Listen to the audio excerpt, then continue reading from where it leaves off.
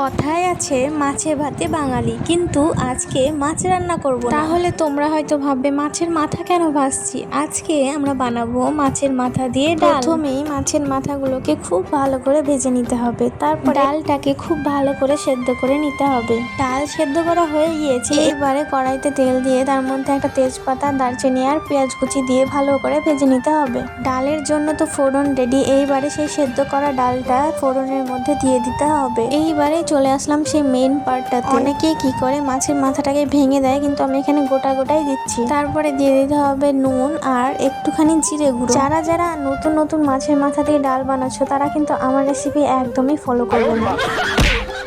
ডালের মধ্যে একটুখানি জিরে গুঁড়ো দিলে ডালের স্বাদটা একটু আলাদা লেভেলেই বেড়ে যায়। আমাদের রান্না অলমোস্ট হয়ে গিয়েছে, জাস্ট ফুটে গেলেই হয়ে যাবে। এই মাছের মাথা দিয়ে ডালের রেসিপিটা কার কার ভালো লাগে তোমরা কিন্তু অবশ্যই কমেন্টে জানিও। তো ভিডিওটা এই পর্যন্তই, ভালো লাগলে একটা লাইক করো আর আমার চ্যানেলটাকে সাবস্ক্রাইব করে দিও। বাই।